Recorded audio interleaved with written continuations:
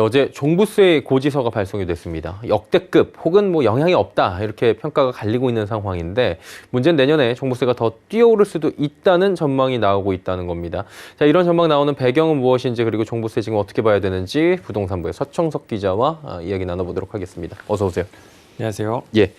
일단은 종부세라고 불리는데 종합부동산세 고지서가 발송이 됐고 받으신 분들도 계신 것 같아요. 주택분에 대한 종부세가 지금 어느 정도 규모입니까, 정확히? 네, 역대급이 될 거라고 하던 종합부동산세가 어제 고지서 발송됐는데요. 예. 기획재정부에 따르면 올해 주택분 종부세 고지 인원은 94만 7천 명이고 이에 따른 고지세액은 5조 7천억 원입니다. 지난해와 비교하면 고지 인원은 지난해보다 42%, 약 28명이 늘었고 세액은 216%, 3조 9천억 원이 증가했습니다. 예. 특히 이번에 1세대 1주택자에 대한 과세 관심이 컸는데요. 1세대 1주택자 가운데 종부세를 낸 사람은 13만 2천 명으로 지난해 12만 명보다 10%가량 늘었고 이들이 부담하는 세액은 1년 새 1,200억 원에서 2천억 원 수준으로 증가했습니다. 예. 종부세 고지 인원, 세액 규모, 그리고 뭐 다주택자, 1가구 1주택자, 뭐 나눌 것 없이 모두 다 늘고 금액도 늘어났는데 증가 이유는 구체적으로 어디 있습니까? 종부세 부담이 늘어난 것은 종부세를 결정하는 요인인 공시가격과 공정시장가액 비율, 예. 종부세율이 일제히 올랐기 때문입니다. 네.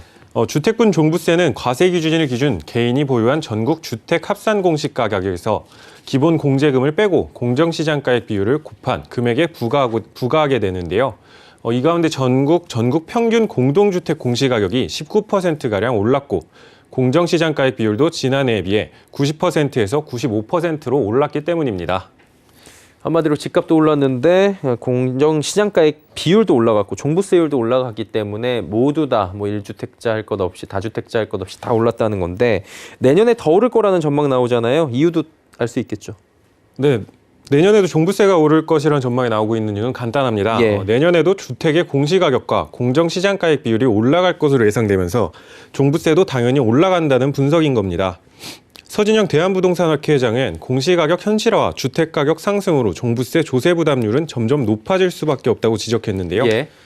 현재 70%에 그치는 공동주택 공시가격 현실화율을 오는 2030년까지 90%로 올리는 공시가격 현실화 로드맵을 적용해 나가고 있습니다. 더구나 공시가격은 주택 시세를 기준으로 산정되기 때문에 주택가격이 오르면 공시가격도 덩달아 올라갈 수밖에 없는 구조입니다. 주택가격의 경우 향후 추이를 정확히 예상하기는 어렵지만 정부는 내년 집값이 올해보다 상승한다는 전망을 전제로 세입 예산을 편성한 것으로 나타났습니다. 예. 또한 부동산 업계 역시 내년 집값 상승세가 둔화될 수는 있어도 추세 자체가 하락세로 돌아서는 걸 기대하기는 힘들다는 전망이 우세합니다. 예. 한마디로 집값이 보합이어도 비율이 올라가기 때문에 내년도에 종부세는 더 올라갈 수밖에 없다. 그리고 여러 가지 여건을 봤을 때 집값이 내리기도 쉽지가 않다라고 말씀해 주셨는데 그러다 보니까 내년 종부세 더 무섭다라는 얘기 나오잖아요. 어느 정도까지 오를 것으로 보고 있습니까? 네, 올해 종부세 고지서를 받은 사람들은 내년 한층 더 무서운 종부세 고지서를 받을 가능성이 큰데요. 예. 국토연구원 등 관련 기관에 따르면 수도권 주택가격은 5.1%, 지방은 3.5%, 전국 평균 공시가격은 5.4% 정도가 내년에 상승할 것으로 예상했습니다. 네. 여기에 내년 공정시장가액 비율도 현행 95%에서 100%로 상향되는데 이에 따라 정부는 내년 종부세 세수가 6조 6,300억 원까지 늘어날 것으로 전망했습니다. 올해 고지세액은 5조 7천억 원 수준입니다.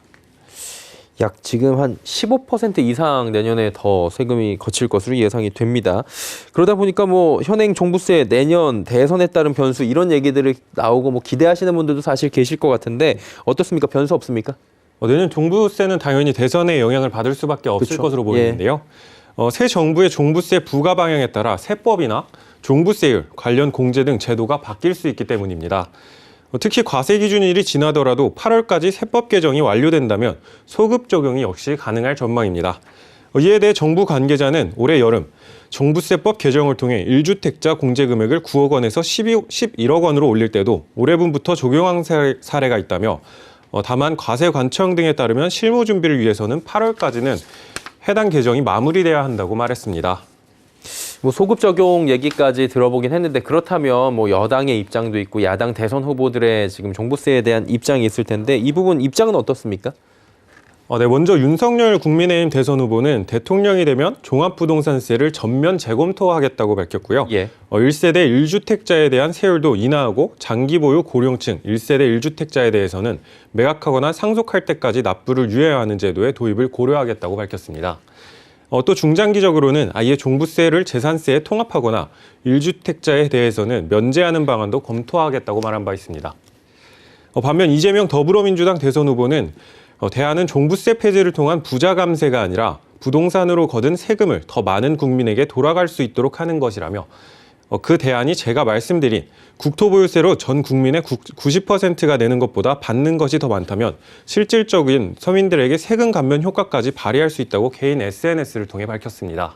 예, 종부세에 대해서 양당의 후보가 정반대의 입장을 갖고 있는 만큼 내년에 어떤 정부가 출범하느냐에 따라 종부세 향방이 갈릴 것이라는 이야기까지 들어보도록 하겠습니다. 서청석 기자와 함께했습니다. 고맙습니다. 감사합니다.